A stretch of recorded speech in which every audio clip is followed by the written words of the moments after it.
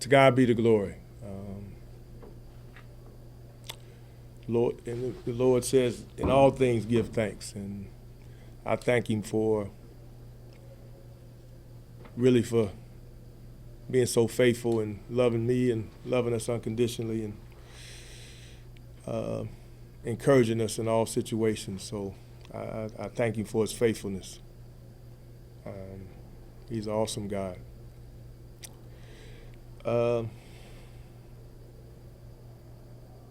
I guess a tale of two halves, really, kind of a little reversal of a lot of games this season. I thought we did a lot of good things the first half to build a 12-point lead, mainly on the defensive end. And exact opposites.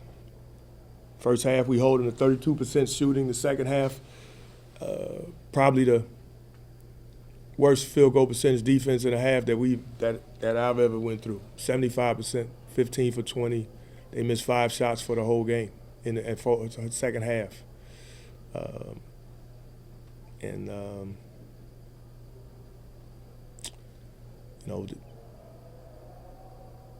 17 turnovers for us, and just if you can't get stops, and a team like Kent who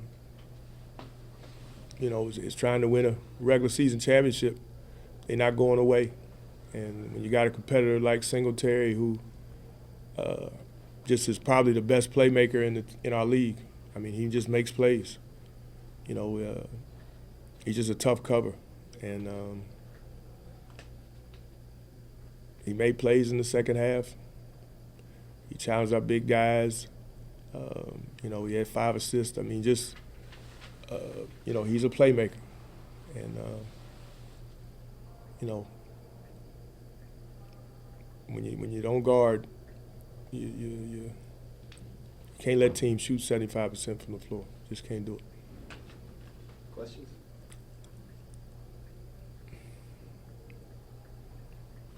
In regards to, how do you explain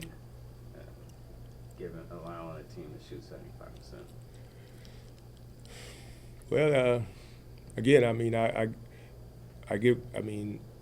the guy just gave credit to was really the guy that was making the plays in the high post area. Our defense and our scheme, our big guys got to play that guy. We try to keep the ball out of the high post, and, our big concern was the 3-point shooters. We did a pretty good job on those guys. In the second half, McKee hit some big threes, but, in our scheme, our big guy, you got to play Singletary at the high post once he gets the ball, one-on-one, and that's the way it's pretty much always been. We got it. If we can't stop the ball from getting there, once it does get there, we got to compete. And if we don't, we let a guy like Singletary get the best of us at that position. And again, like I said, I watch film, and he's the toughest there is, around that lane area. He's a guy that wants contact and makes plays, and but that's still, we didn't compete hard enough, defensively. We didn't compete hard enough. And 2 of our big guys fouled out. Scott had 4 fouls. So, defensively, we just didn't get the job done. And,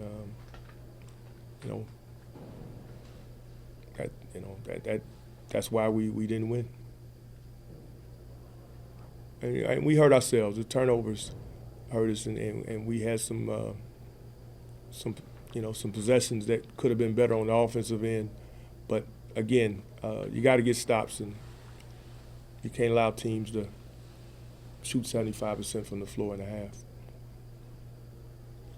Did you see a little difference in Ken in the second half with just the intensity with the way they played the game? Well, you know what? We knew, that the team's gonna make their run, you talk to your guys, you let them know, hey, you got to win this half, and 0-0, and you call timeout, try to regroup, and you got to fight fire with fire. When teams step to you, you got to step back. And my thing was, we got on our heels. They became the aggressors. In the first half, I thought we were the aggressors. And in the second half, the roles reversed. And,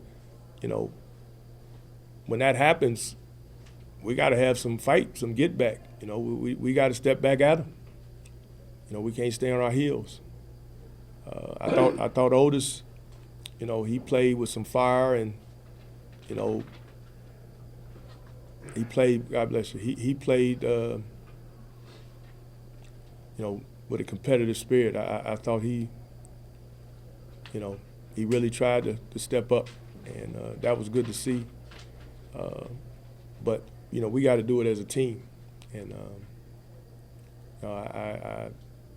we stayed on our heels too much. And a team like Kent, and with a competitor, they trying to win a MAC championship, and for us, we want to give ourselves the best chance to be in a position to win a MAC championship. Maybe not a regular season championship, that's out the window, but get to the tournament, and anything can happen. So we all playing for something now, and the team that wants it the most for 40 minutes or more is generally going to be the team that wins. So